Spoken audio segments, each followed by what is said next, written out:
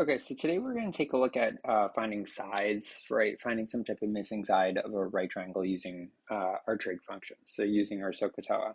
A couple of things for us to keep in mind, and we'll kind of follow through these steps here. All right, so I listed a few steps on the left. We're first going to decide which trig function matches the situation we're dealing with. Then we're going to make an equation using that trig function, and then essentially we're going to cross multiply and solve. So we'll also be using the calculator a little bit here. And again, just make sure your calculator is in degree mode. We'll need it in degree mode for these questions.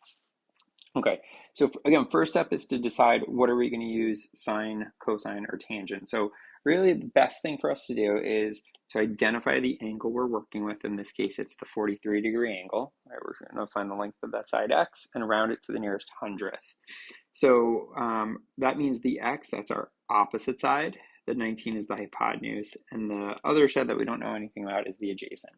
So the key here is that we know something about the opposite and the hypotenuse side. So we know something about these two sides. So when we look at our trig functions, there's only one trig function that matches with the opposite and the hypotenuse, sine, right? So we're going to use the sine function. Cosine and tangent are just not going to work for us in this setting. So the way we write our equation is we're going to say, we're going to take the sine of the angle, so in this case 43 degrees, equals the opposite side x over the hypotenuse side 19. And then from here, we're going to cross multiply. Now, it might not look like you could cross multiply because that sine of 43 isn't a fraction, but you could just put that over 1 and cross multiply these two equations. So we have x equals 19 times the sine of 43. And really at this point, it's just a matter of putting this thing into the calculator. So you guys have your calculators, make sure that they're out, and let's just do 19 times the sine of 43. Close those parentheses and hit enter. And you get the answer of 12.957 and so on. But since we want to round this thing to the nearest hundredth, we're going to say x equals 12.96. Right, as that missing side.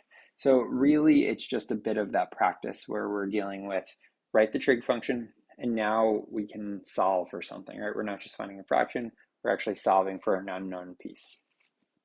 All right, here, a couple more practice problems for us to look at, and give you guys a little bit of practice. Ultimately, though, I do believe the first thing you really want to do is write down SOHCAHTOA. You want to make sure you're looking at those different ratios and kind of deciding what matches with the angle we're working with. So in this case here, we're working with this 34-degree angle. We don't know the opposite side, we do know the hypotenuse, and we do know the adjacent. So the trig function that has both of those things would be cosine. So we're going to use the cosine of our angle. So the cosine of 34 degrees is equal to the adjacent x over the hypotenuse, 13. And again, we're going to cross multiply, put this thing over 1 and cross multiply. So we end up with x equals 13 times the cosine of 34 degrees. And then, type that one in the calculator, 13 times the cosine of 34. You guys should get 10.78 rounded to that nearest hundredth. All right, if you want to pause on the next one, you can. Otherwise, take a look, watch what we're doing. So same thing as the others. We're going to write down SOHCAHTOA. It's good to practice writing it down too. I know like you could just kind of look at it, but get used to writing it down. And when we look at the angle that we're working with here, we have a 57-degree angle. We know the opposite and we know the hypotenuse, and we don't know the adjacent. So opposite and hypotenuse is going to be our sine function. All right, so we have another sine problem, but this one's going to look a little bit different because as we take the sine of the angle, the sine of the 57 degrees, right, sine of 57 equals 20 over x. So this time the x is in the bottom, which really isn't a big deal. It just requires like one little extra step. So as we cross multiply, we end up this time x times the sine of 57. It's not the number times the sine of 57 equals 20 times 1, or just 20. So the way we solve for that is just like if it was x times 5. we got to divide, right? Remove this piece, move it back over to the other side. So we're going to divide both sides by sine of 57. And then we could type that into the calculator. We have x equals 20 over the sine of 57.